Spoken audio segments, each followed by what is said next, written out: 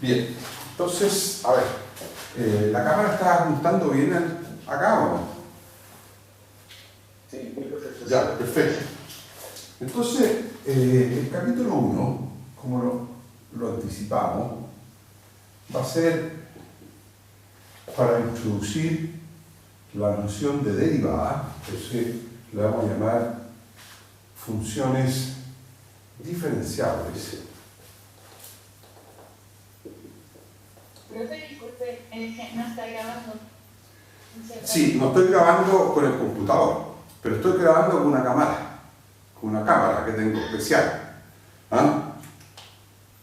Ya, gracias. Aquí no se ve la cámara, pero yo aquí estoy viendo dos cámaras. Una que es la cámara que está conectada al computador y una cámara que es la cámara en la cual yo grabo las clases. ¿Les parece? Y que después yo se la subo a YouTube. ¿Ya? Entonces, diferenciables, funciones diferenciables a valores en un espacio vectorial normado.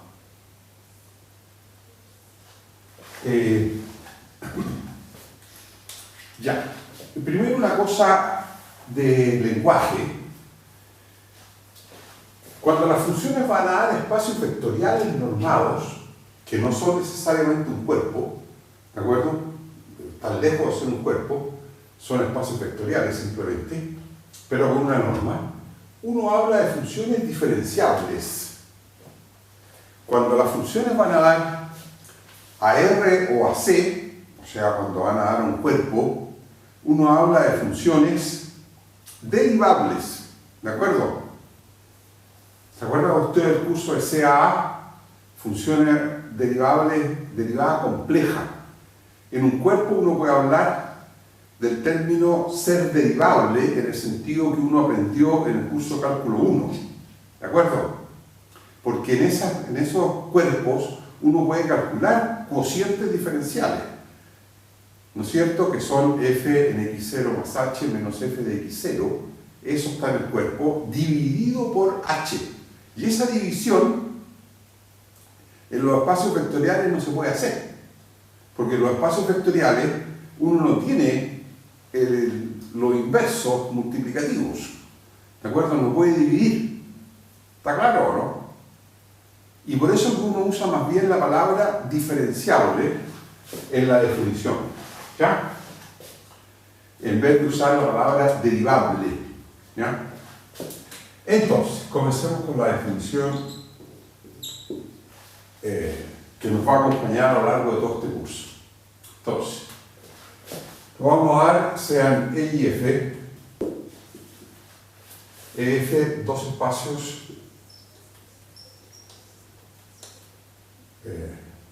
espacios vectoriales normados. En particular, los espacios de Banach van a ser unos ejemplos particulares básicos de este.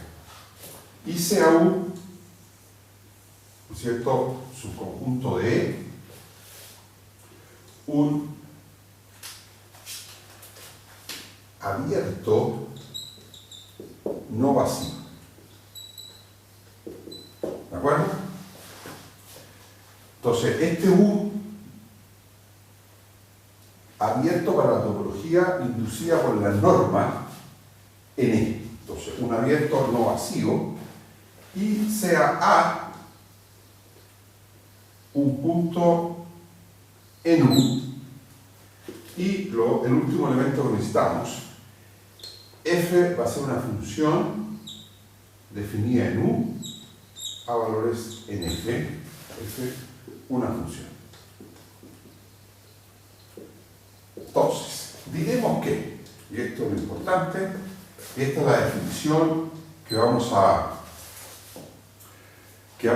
manipular y manejar y familiarizarnos con ella a lo largo de todo el curso. Entonces, diremos que F es diferenciable en el punto A de U. Entonces, esta es la definición, ¿eh? vamos a decir que esta función f es diferenciable, ¿no es cierto?, en el punto A. Ojo, aquí el A está en un abierto. Eso significa que la función f está bien definida en una vecindad, ¿no es cierto?, del punto A. O dicho de una manera más matemática, significa que existe un epsilon mayor que 0, tal que la bola de centro A y radio epsilon está completamente contenida en 1. Entonces eso significa que al punto A nos podemos acercar con la función f bien definida por muchos caminos posibles, por todos los posibles caminos que uno se puede imaginar, o en todas las direcciones, ¿no es cierto?, que uno se puede imaginar. Entonces, f es diferenciable si existe una funcional lineal continua de ENF, ¿de acuerdo? O sea, si existe un elemento, una función lineal de ENF, que por supuesto depende de f y que depende, lo más interesante, es del punto A,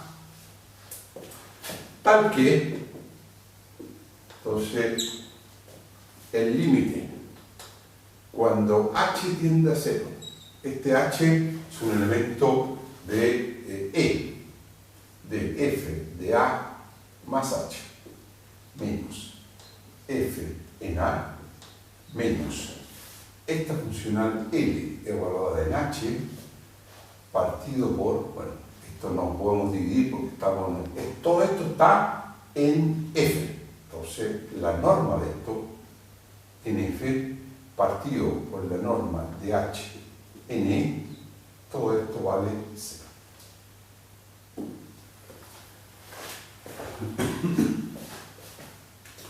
¿Estamos de acuerdo?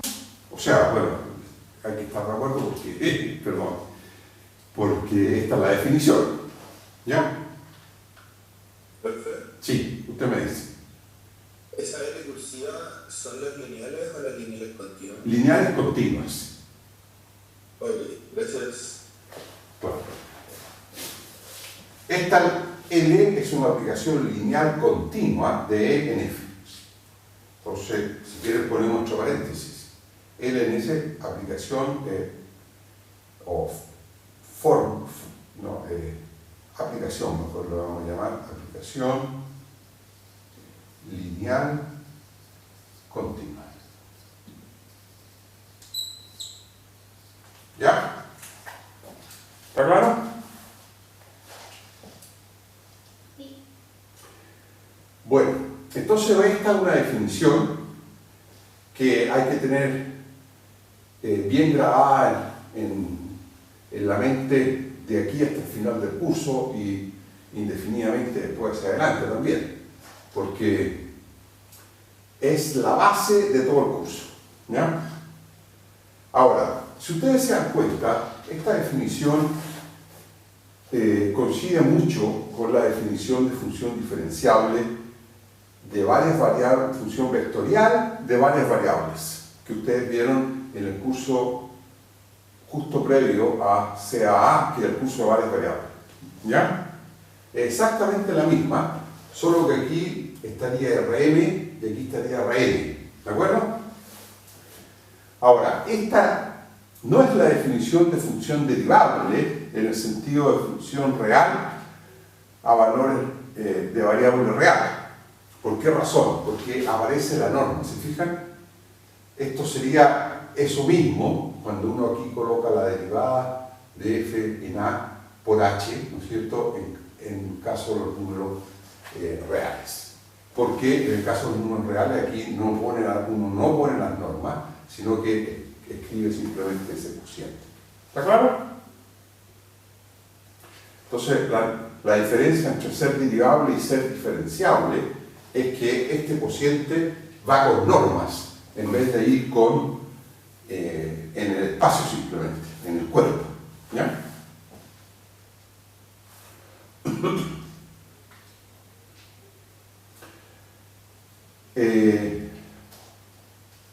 Bueno, L se denomina la derivada Frechet, esto, el nombre es porque fue el señor Frechet quien introdujo este concepto. Entonces, L se denomina la derivada Frechet de f en A y lo vamos a denotar, se denota la derivada de f en A, derivada Frechet de f en A. ¿De acuerdo? Ahora, por supuesto, pertenece la derivada de f en A, es una función lineal continua de n f, eso no importa. Ese es L. ¿Ya? Esa es la notación que vamos a usar.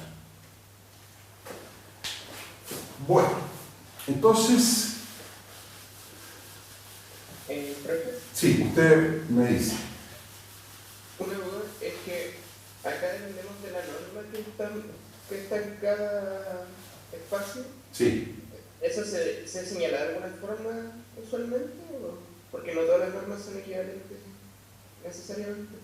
Claro, bueno, esa es una de las primeras notas que vamos a hacer, es que esta derivada de Frechet es dependiente de la norma.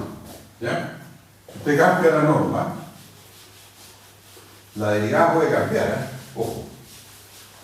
¿Ya? Sí, muy buena observación en realidad, ¿eh? Y vamos a volver a esta observación bien pronto y la vamos a dejar escrita. ¿Ya? Lo vamos a explicitar. Bueno, lo primero que vamos a decir, entonces hagamos un par de notas. La primera nota es que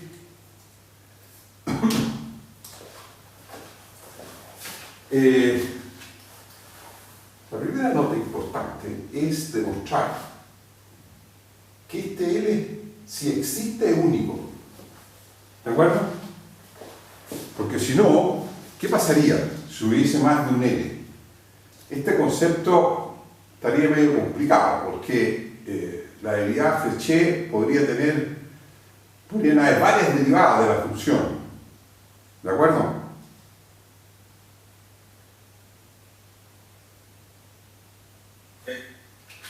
Entonces, lo primero que vamos a ver es que si f es diferenciable en el punto U, en el punto A, perteneciente a U, entonces L es único.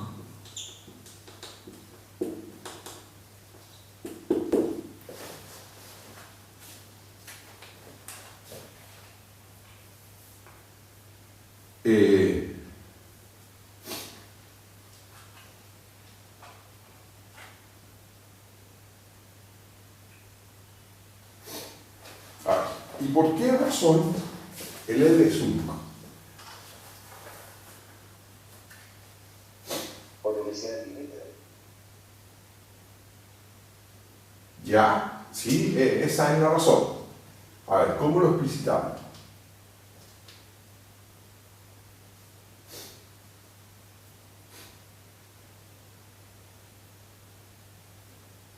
¿Efecto?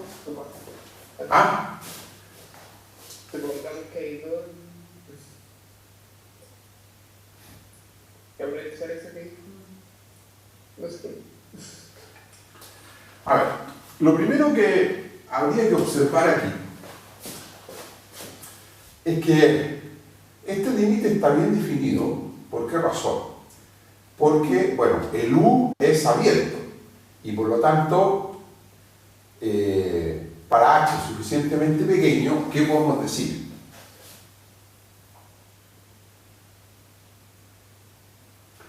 De que el H está dentro de U. ¿Está claro? O sea, perdón, el término A más H está dentro de U. Entonces, lo primero que vamos a observar es que, como U es abierto,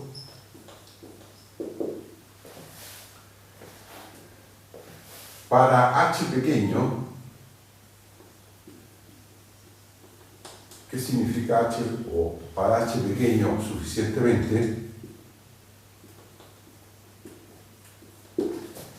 A más h está en U, ¿no es cierto? A más h, que es la velocidad, que es lo que se requiere aquí, está en U, está en U. ¿Está claro?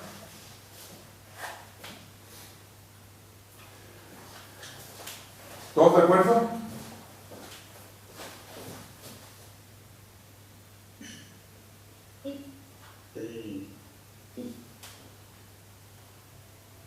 Sí. Ya. Lo que dice la de pequeño, no alcanza a leer. ¿Perdón? ¿Qué es lo que no alcanza a leer? Usted me dice. Al lado de pequeño, que dice. Aquí, suficientemente pequeño. Porque cuando uno dice h pequeño, no está diciendo, no está precisando. ¿De acuerdo? Entonces, suficientemente pequeño, ¿qué significa? Significa que el módulo de h es menor que el epsilon, donde epsilon es tal que ¿qué cosa pasa? Que la bola de centro A y radio epsilon está contenida en U. ¿Está claro? Muchas gracias. ¿Ya? Entonces, suficientemente pequeño se refiere a que módulo de h o norma de h, mejor dicho, es menor que epsilon. ¿Ya? Donde epsilon es un número estrictamente positivo, tal que la bola de centro A, cualquier cosa positiva, tal que la bola de centro A y radio epsilon esté contenida en U. ¿Está claro?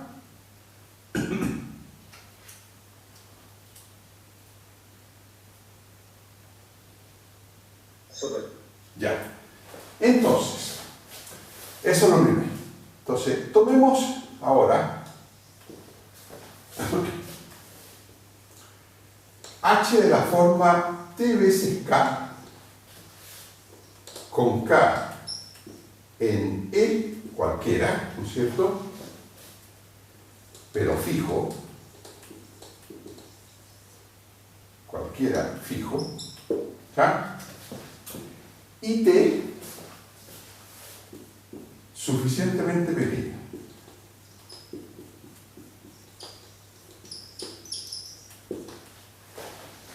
De modo que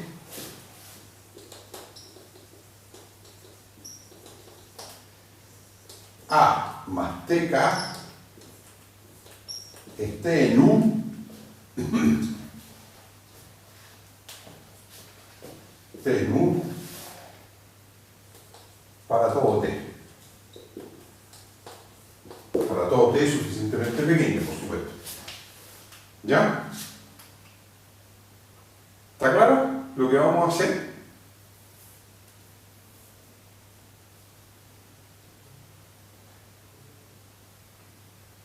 Entonces me dice,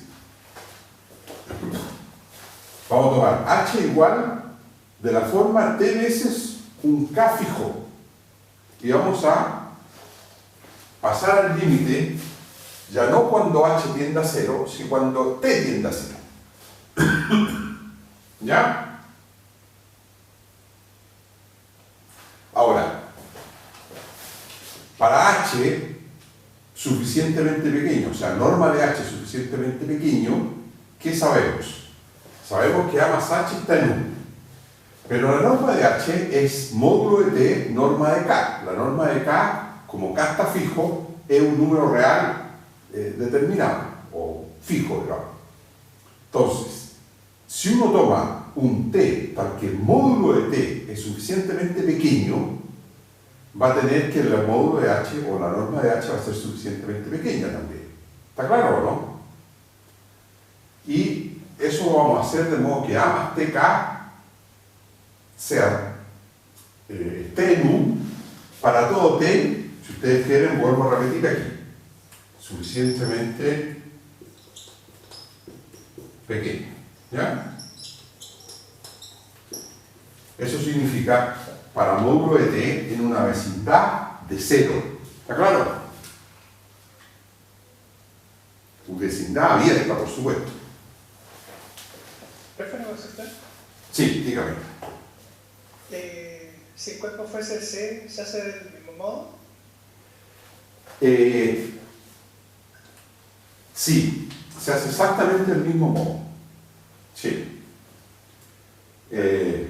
Claro, exactamente. O sea, ese t, en vez de ser un número real, podría ser un número complejo también. ¿Ya? Pero para fijar idea, hagamos todo en R. ¿Les parece? Sí. Bien, entonces ahora viene el argumento importante para demostrar la unicidad de L. El argumento importante es que, gracias a asterisco, o sea, a que este límite existe, entonces, gracias a asterisco, ¿qué pasa con este límite?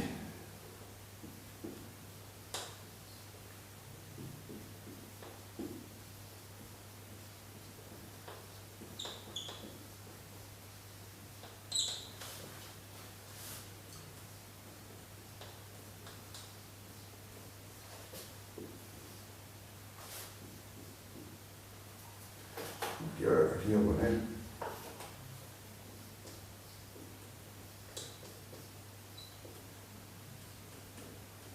ese límite también vale 0.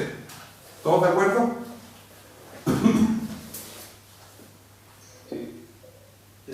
Porque lo único que he hecho es pasar a este límite, o sea, este límite implica que cualquiera sea el camino que tomemos con h tendiendo a 0, ese límite ¿cuánto va a valer? 0. ¿Está claro? Ahora, ¿cómo nos vamos a acercar a 0 con h? Nos vamos a acercar a 0 a través de una recta. ¿Y esa recta quién es? Es la recta t veces k. ¿Está claro? Con k fijo en i.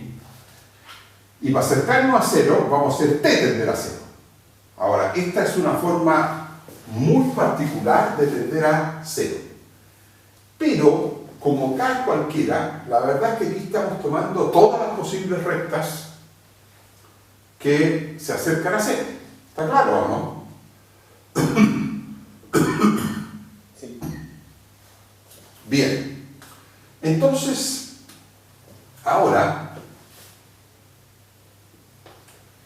¿qué implica esto?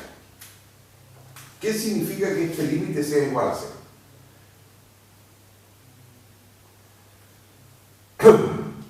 Bueno, aquí este k lo podemos eliminar. ¿Por qué razón? Porque esto es módulo de t por norma de k. La norma de k no depende del límite y como el límite vale 0, si multiplicamos por norma de k, esto es, aquí podríamos dividir simplemente por, si ustedes quieren, esto podemos dividir por módulo de t. ¿Ya? Y de hecho, este módulo de t lo podemos colocar acá adentro. Podemos entrar t y se va a simplificar con este y aquí esto va a quedar dividido por t. ¿Está claro? Y por lo tanto, como se simplifica aquí el t, díganme ustedes cuánto vale n en k. Entonces esto implica que l en k necesariamente tiene que ser igual a cuánto.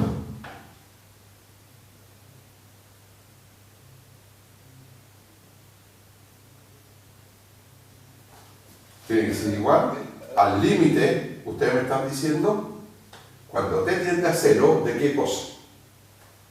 F de la F en A más TK menos f de A, norma en F, partido por T.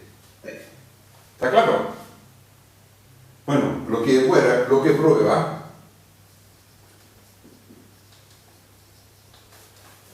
la unicidad de L pues, ¿qué cosa pasa? Pues el lado derecho ahí,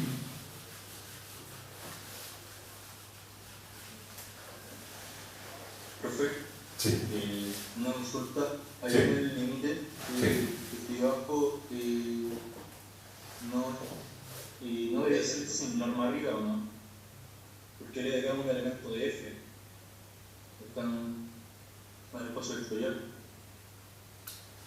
perdón, En el último límite que escribió, no debe ser sin norma. por supuesto, sin norma.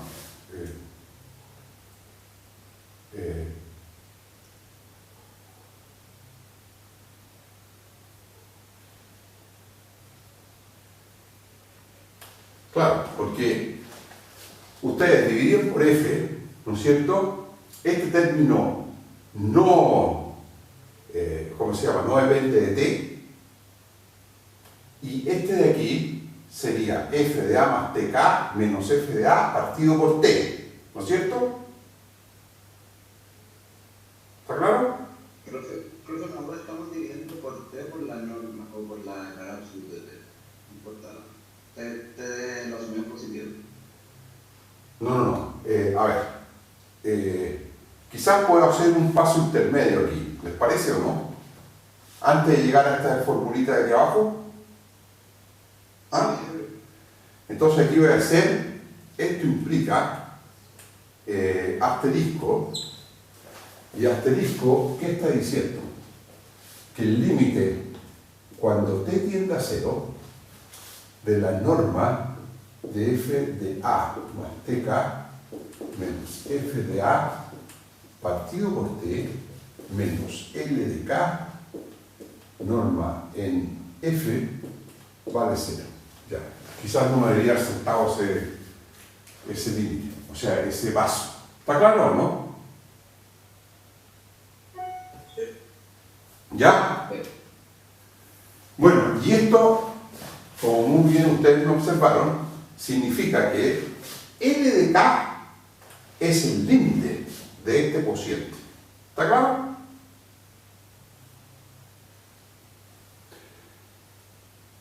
¿Ok? Clarísimo. Ahora sí. Ahora está clarísimo, ¿no? Y ahora sí está.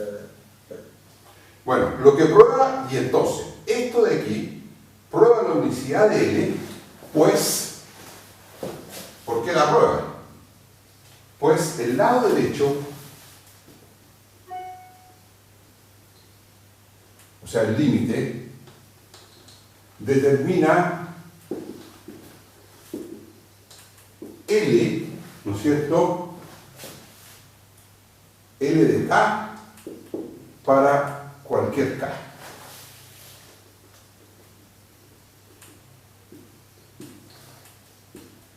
KL. ¿De acuerdo? O sea, L queda determinado por este límite, que por supuesto no depende de L, sino que es este límite que depende solo de F y de A. Y este límite existe cualquiera sea el K. ¿De acuerdo? Porque la función es Frechet diferenciable en el punto A. ¿Está claro?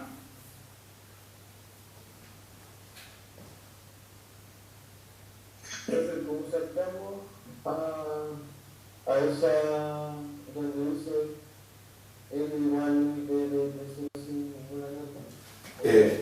Hay que mirar el caso, hay que mirar asterisco. ¿Está claro? El paso intermedio que yo me salté, pero que ahora ya lo escribí. Si usted tiene que esto vale 0, deduce esto. ¿De acuerdo? Bueno, todavía podría haber un paso más intermedio, que es cuando uno elimina la norma de K, multiplicando, o sea, si este límite vale 0, multiplicando por norma de K aquí, también vale 0, porque la norma de K es como se llama, fija, no depende de T. ¿Está claro? Entonces multiplican ustedes por norma de K, el límite todavía sigue siendo 0. Entonces pueden eliminar la norma de K aquí abajo y están dividiendo por módulo de T. Ahora, este t lo distribuyen aquí, ¿no es cierto?, entre f de a más tk menos f de a partido por t, menos, y aquí lo simplifican, el t, menos L en K. Entonces, lo que está diciendo es que este límite vale 0. Pero esa es la definición de decir que el límite de esto es L de K en F. ¿Están de acuerdo?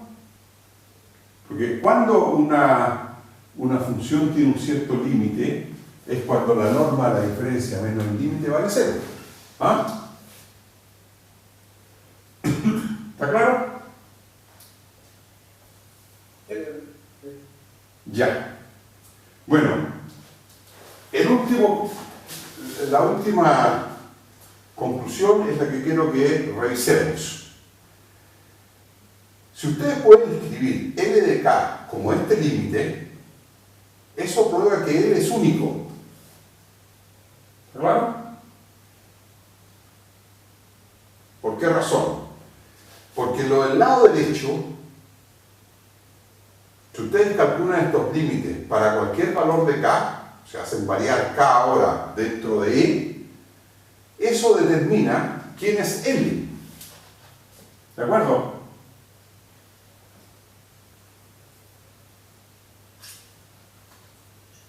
Sí. Sí, sí. ¿Ok?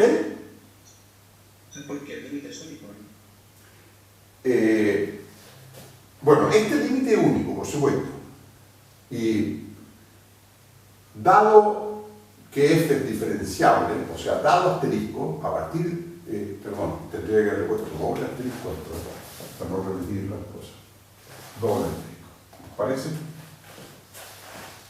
Entonces a eso le llamamos doble asterisco. Asterisco es la condición de que f es Frechet diferenciable en A. Entonces, si f es Frechet diferenciable en A, tenemos que este límite vale 0, y si este límite vale 0, entonces tomando direcciones de la forma tk, h igual tk, vemos que este límite siempre tiene que existir y tiene que valer este L de K. ¿De acuerdo? Y eso determina L.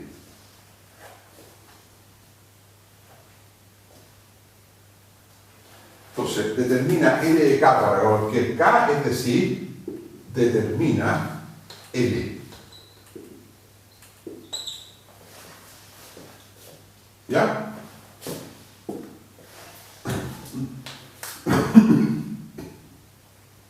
Entonces, si el argumento que a uno siempre le gusta usar para demostrar unicidad, ¿cuál sería? Supongamos que hubieran dos L's, L1 y L2, si ustedes quieren, ¿ya? Entonces, tanto L1 como L2 en K tendrían que coincidir con esto, con este límite. Y por lo tanto, como este límite es independiente de L1 y de L2, entonces L1 de K tiene que ser igual a este límite igual a L2 en K. Y por lo tanto, como eso es cierto para todo K, L1 igual a L2. ¿Está claro o no?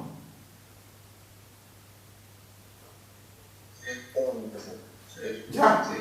Perfecto. Bueno, segunda nota. Quizás podríamos, no, aquí en la segunda nota no. Entonces, una vez probada ¿cómo se llama? La unicidad de L, ahora,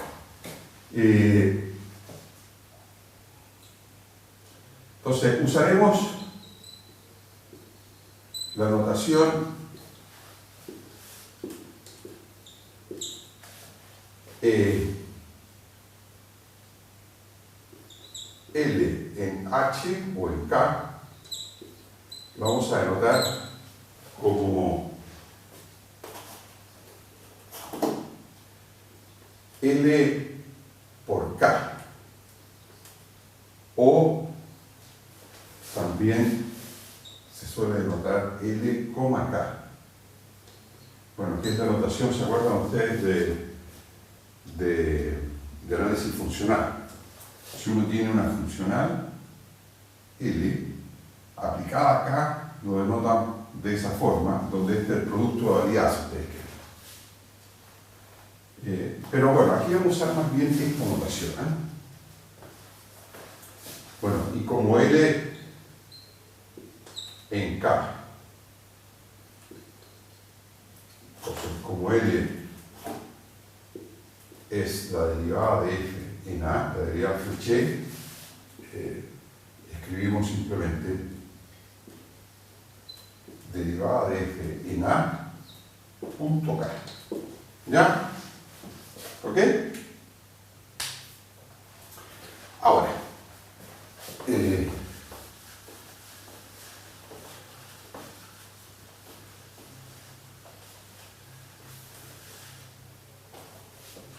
entonces, vimos que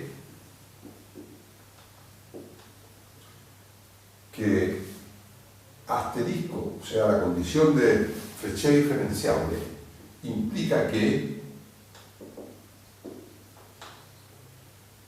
para todo K en E, la derivada Fréchet en A punto K es el límite, ¿no es cierto?, cuando t tiende a 0 de F en A más TK menos F en A partido por T. ¿De acuerdo? Bueno, esto lo llamaremos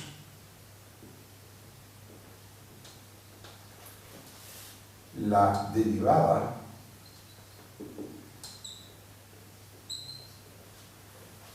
direccional de F en el punto A en la dirección K. Dirección K perteneciente a E. ¿Ok? Ahora, ¿por qué aquí se usa la palabra derivada? Bueno, porque aquí la derivada direccional es una derivada en donde se puede efectivamente calcular, es la derivada de una función que depende de una sola variable. ¿Se dan cuenta? Y esa variable es una variable real. ¿Ya?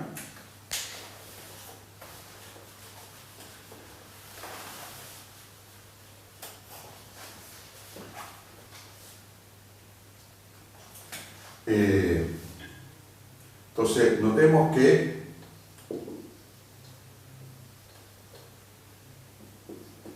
esta derivada direccional es simplemente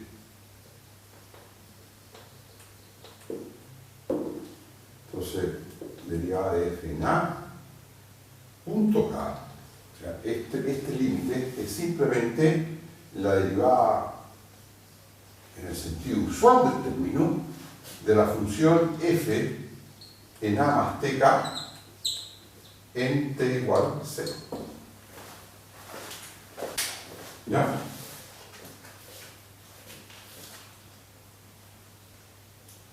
Derivada usual de una función de variable real, que sería la función que a T hace corresponder F en A más TK, ¿ya? Derivada en el sentido usual del término, de variable real. Porque, ¿quién es por definición la derivada de esta función en T igual 0? Es el límite, cuando t tiende a 0, de f en a más tk menos f en a, ¿no es cierto?, que sería el valor en t igual 0 de esa función, partido por t. ¿Ah? ¿Está claro? Ustedes me dicen.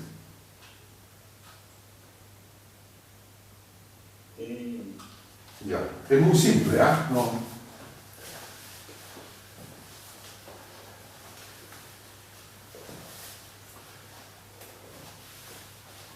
Bien, entonces, ahora hacer una pequeña definición que creo que nos va a ser útil para simplificar las notaciones. Entonces, recordemos que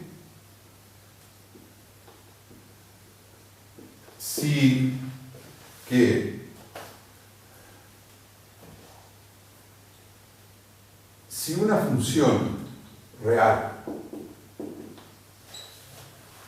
de variable real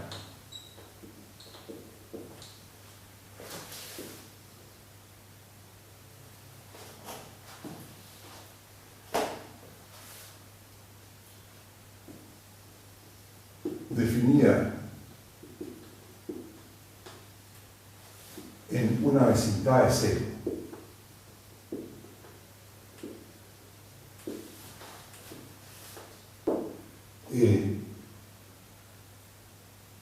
de variable real, digamos t, definido en la vecindad de cero, si tiende a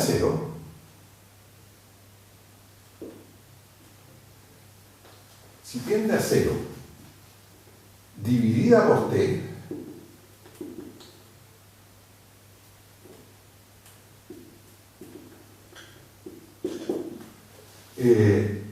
se dice que es un O chica de t. ¿Se acuerdan de eso o no? Ahora, si la función simplemente tiende a cero sin dividirla por t, se dice que es un O grande de t. ¿Se acuerdan de esas cosas o no? O esa es una notación que no están bien acostumbrados. Algo lo usamos, pero yo... No está muy acostumbrado. Bueno, lo que es decir, una función es un O chica de t si solo si el límite de la función límite cuando t tiende a cero de O chica de t partido por t, ¿cuánto vale? 0. ¿Ya? Ahora, ¿Cuál sería el límite de partido de una función es un O grande de t si solo si, ¿se acuerdan de eso o no? Límite cuando t tiende a 0 de O grande de t, ¿cuánto vale? 0. Esa es la diferencia entre un O grande y un O chica. ¿Ya?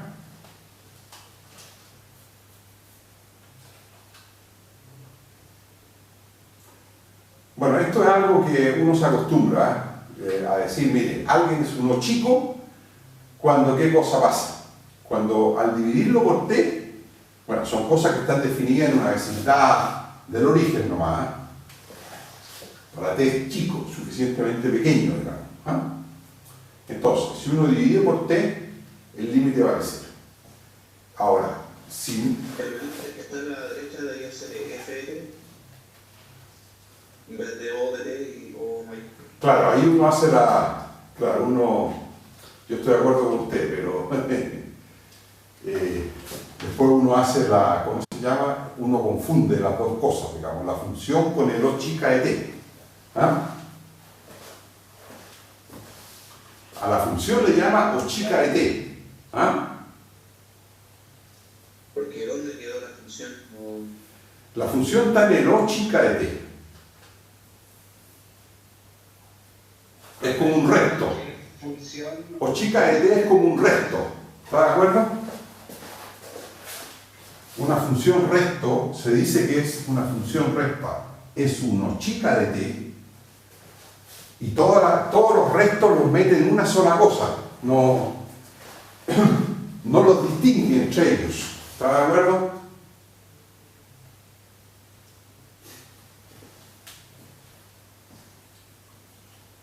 No distingue entre funciones que son O chicas de t.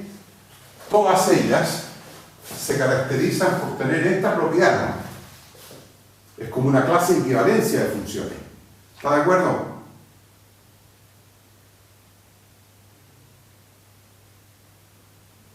Y, profe, ¿estas funciones se conocen con algún otro nombre? Es que como que me suena, pero no con chica. No, 8 nombres no estoy seguro. Las funciones tales que al dividirlas por t convergen a 0, cuando t tiende a 0, se les llama o chica de t. A todas esas. ¿Está claro? Y las que simplemente tienden a 0, uno las llama o grande de t. ¿Ya?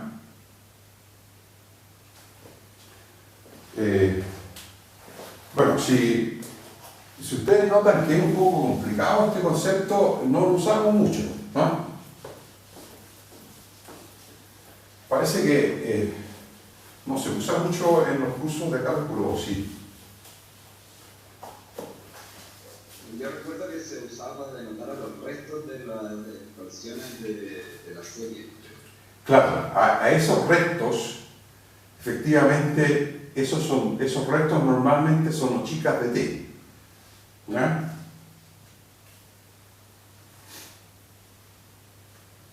Y O grande, este O grande yo creo que lo vamos a usar bien poco, pero los chicas como que es más corriente.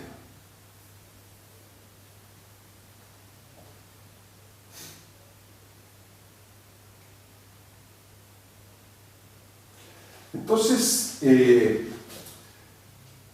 si f es Frechet diferenciable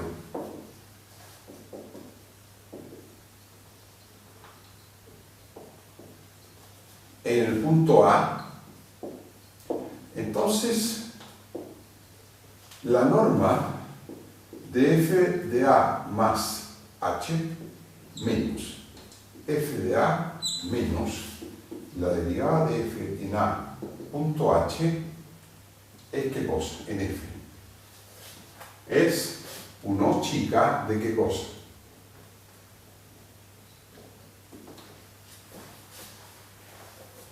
¿Sí?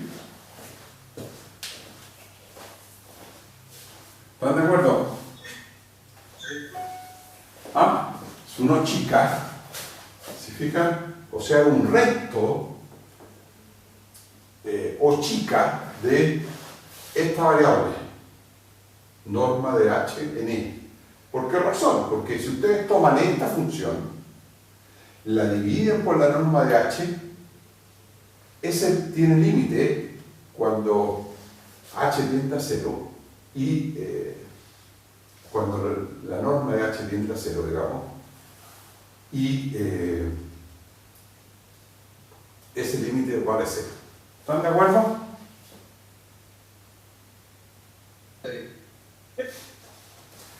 Bien, y aquí a veces, si no hay pie para confusión,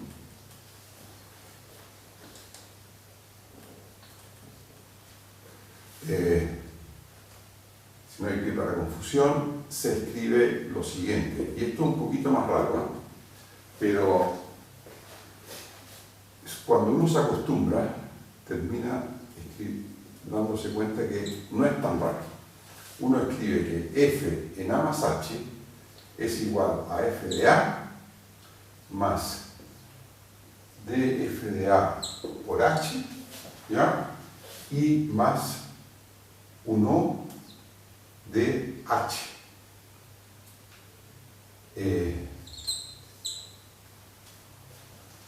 O escribe más bien 1 chica de norma de h en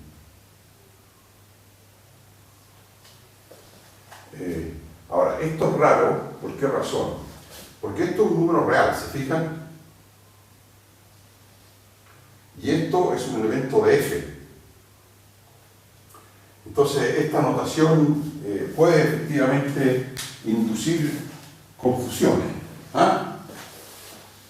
Hay que subentender de lo que cuando uno habla de esta igualdad, está pensando en eso.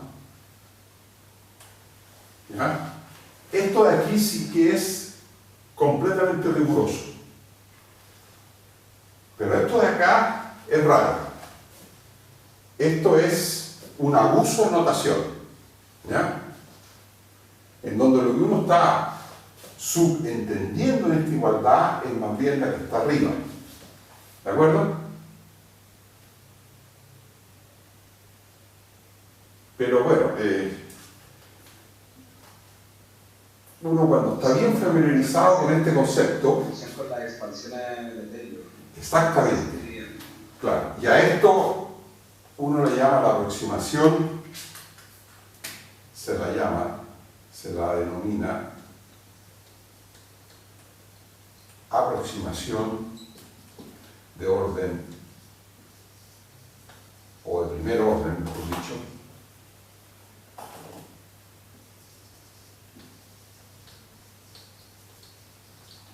de F en A.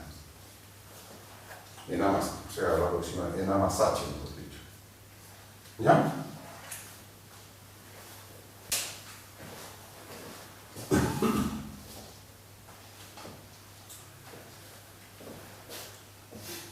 Bueno, deberíamos haber hecho un break, que no hemos hecho. Quizás lo podríamos hacer ahora, ¿les parece? Sí, perfecto. Sí.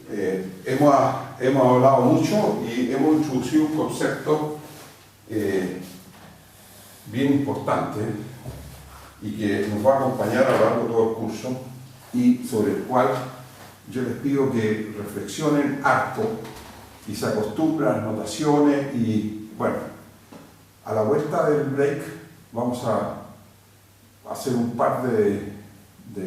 vamos a introducir un par de conceptos más y vamos a comenzar a ver ejemplos, ¿ya? Y bueno, después seguimos introduciendo el cálculo diferencial asociado a este concepto y bueno, después seguimos hacia adelante demostrando los teoremas importantes, teoremas de inversión, teoremas ¿cómo se llama? De la función implícita, ¿ya? De cuándo se puede despejar una variable en términos de otra, bueno, etc. ¿Ya? Son los resultados centrales del cálculo diferencial. Profe, Sí. una consulta. ¿Cuánto va a durar el break para saber si alcanza a hacer un tecito? No sé, durará lo que ustedes me digan. ¿Cuánto rato quieren que paremos el break? ¿Les parece unos 10 minutos o es mucho? Está bien, pues. Me voy a hacer un tecito, permiso. Ya. Bueno, entonces, a ver. Vamos a hacer estos breaks que me enviaron del centro estudiante. ¿Les parece? Pero primero tengo que hacer share screen.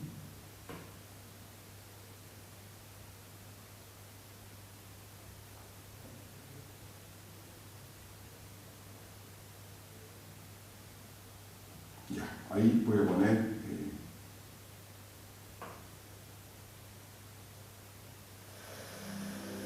Una vez que estés en un lugar tranquilo, en una posición cómoda, cierra los ojos y céntrate en tu respiración, en el aire que inhalas y el aire que exhalas.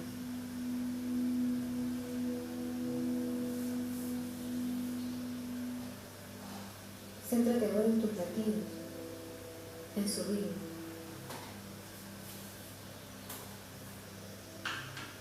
Y una vez que estés más relajado o relajado, vas a elegir un color.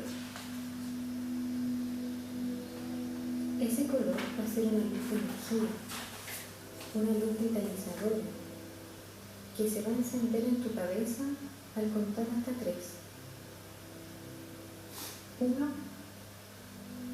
2, 3. Hay una luz que se encendió en tu cabeza y que empieza a expandirse y que empieza a bajar por el cuello. Va dejando su color y va soltando las tensiones y sigue bajando. Llega a los hombros, a los brazos, los relaja y llega a las manos. Se mete por cada uno de los dedos.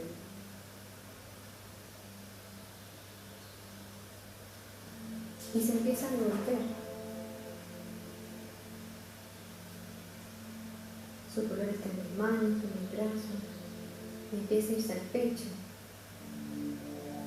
a la espalda. Y en la medida que recorre cada parte de mi cuerpo, me hace reconocerlo, me hace revisarlo, me hace consciente de todas esas partes. Grabación, ya. Entonces,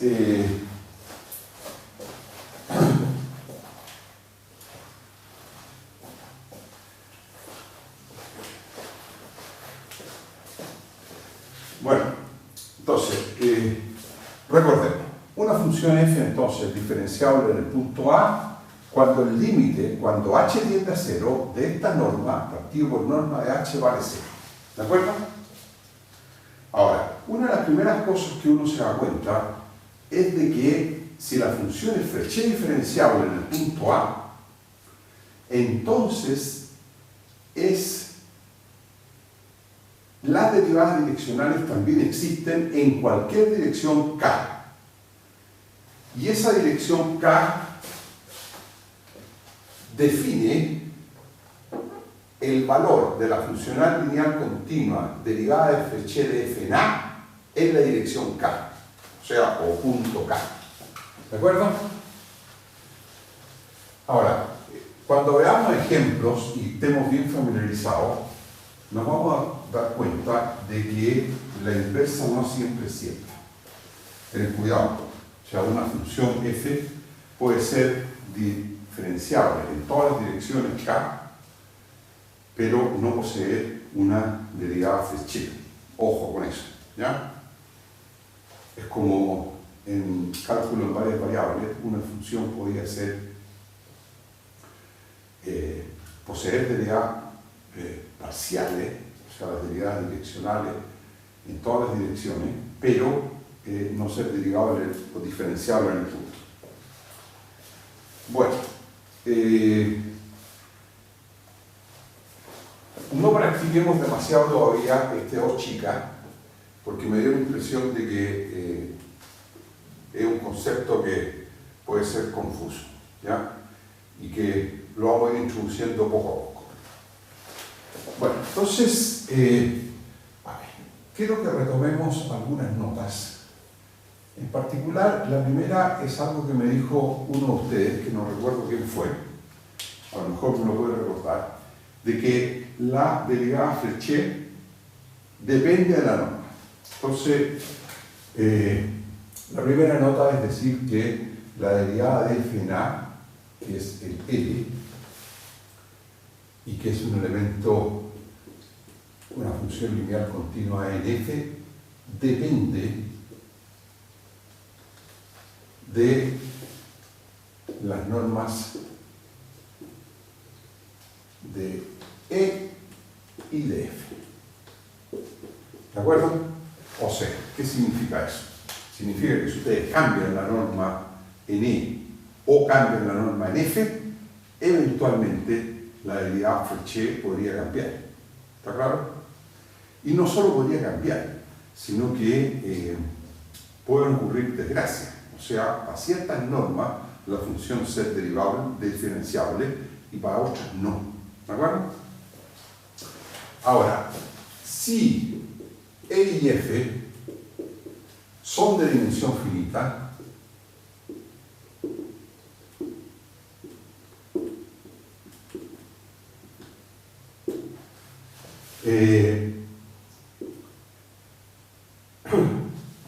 todas las normas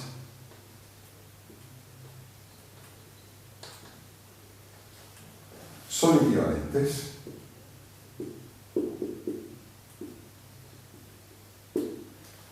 y entonces son equivalentes. Si en E y F ponemos normas equivalentes,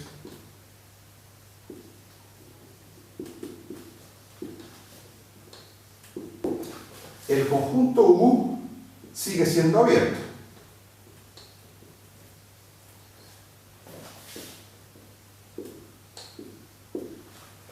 ¿Están de acuerdo? Porque si uno pone normas equivalentes, los abiertos no cambian. ¿Está claro? Sí, claro. Entonces, U sigue siendo abierto y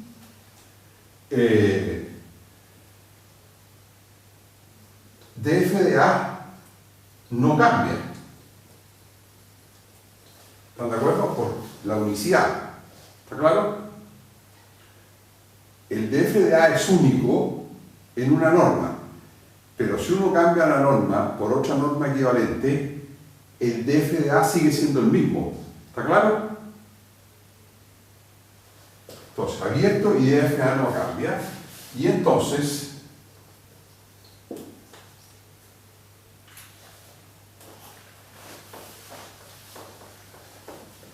en el caso finito dimensional,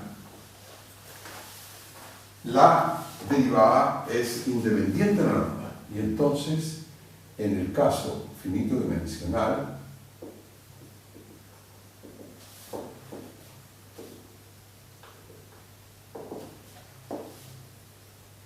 el df de A es independiente de la norma. La norma de E y de F. ¿De acuerdo? Que es el caso de las funciones de varias variables, funciones vectoriales de varias variables. ¿De acuerdo? Ahí la derivada Frechet es independiente de la norma que considera. Bien. La segunda nota. En esta segunda nota, tomemos el caso en que E es R o los números complejos. O sea, estamos pensando en funciones de una variable real, pero en un espacio de Banach, ¿de acuerdo? F. ¿Ya? Entonces,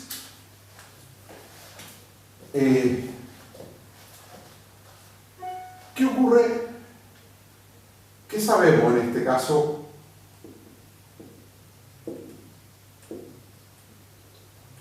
De las funciones lineales, ¿no es cierto? De R, o sea, de R o C a valores en F, que es el espacio en el cual pertenece la derivada Frechet. ¿De acuerdo? Ese espacio se puede identificar con algo bien simple, ¿no es cierto? Entonces, ¿qué sabemos de él? Entonces, se identifica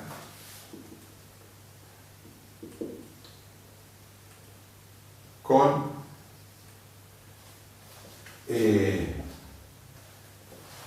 F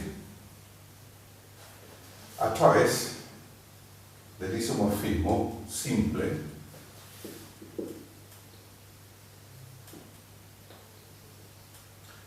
que toma L en L de R F y hace corresponder L en 1.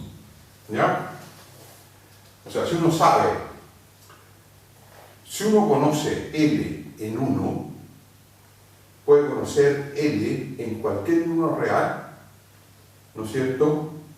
Esto es un elemento de F. Entonces, este isomorfismo, L de RF en F, ¿no es cierto? Permite identificar el L gótico, o sea, todas las funciones lineales de R en F, continuas, con simplemente el valor de L en 1. ¿Están de acuerdo? ¿Ah? ¿Por linealidad? ¿Perdón? Pues sería por linealidad. Claro, por linealidad, pues L de un X cualquiera es simplemente XL de 1. Y ahí uno conoce todo, para todo X en R. ¿Ah? ¿Está claro? Sí. Y entonces, la derivada Frechet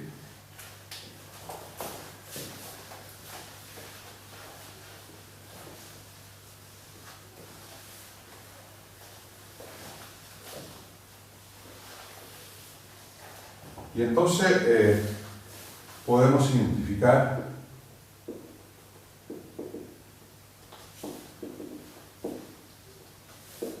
df de A con df de A en 1 o multiplicado por 1, que es la derivada direccional, que es df de A en 1, es simplemente el, bueno, esto lo habíamos, es el límite cuando t tiende a 0 de f en A más t menos f en A partido por t. ¿De acuerdo?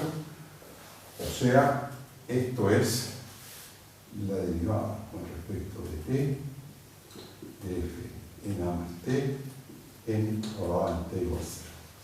O sea, eso es esto es la derivada Frechet de f en A, ¿no?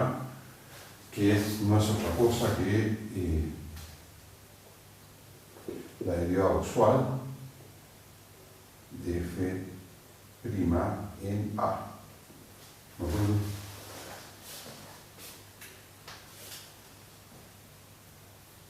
¿Ya? Bueno, el segundo caso interesante es cuando f es R. O sea, estamos en el caso de... Este es el caso en que la función f es de variable real.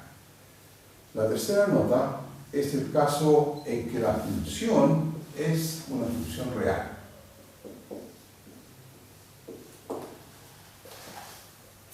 Entonces, en este caso, ¿quién es L de E a valores en R? ¿Se acuerdan de ese espacio o no? Es el dual topológico E' de E. ¿De acuerdo? Y entonces, la derivada Frechet en A es un elemento, es una forma lineal continua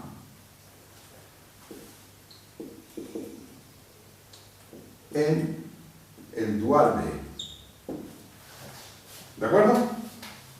Este es el caso de una función real de variable en un espacio de Banach o un espacio vectorial normado.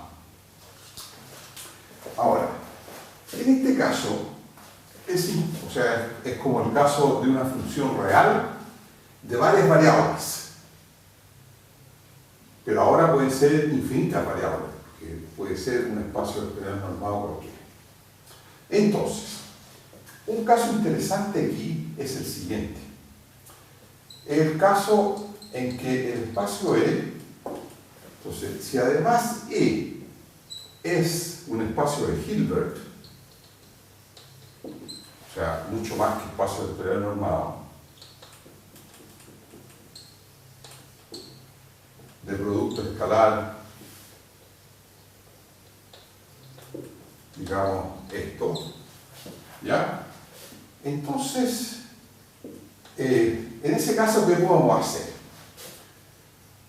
E' lo podemos identificar con quién.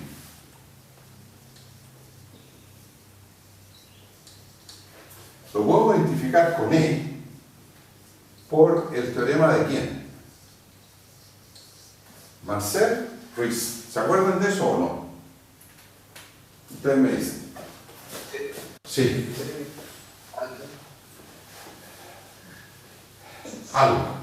Bueno, lo importante es que sea lo suficiente para recordar que entonces E' se identifica y df de A lo podemos identificar con un elemento de E que denotaremos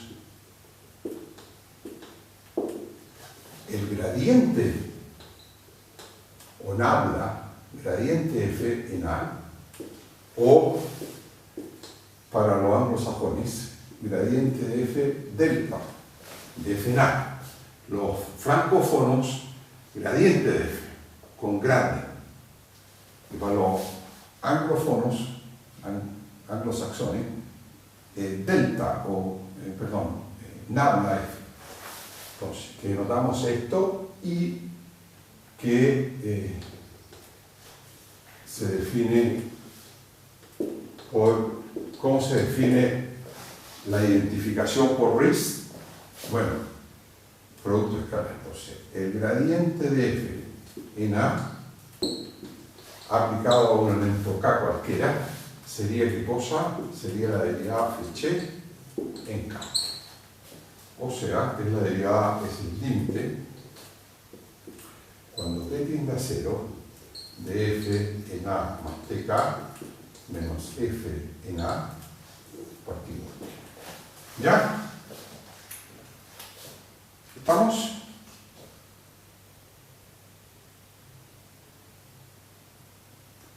¿Todos de acuerdo? La notación de qué es el gradiente de una función de varias variables o variables en un espacio de Banach, ¿verdad? ¿Ya? Ahora, nótese que este gradiente de F en A es dependiente del producto escalar. ¿Te cambia el producto escalar?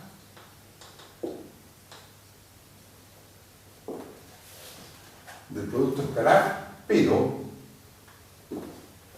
de F de A no lo es. Ojo, no depende del producto escalar, depende más bien de la norma. ¿Ya?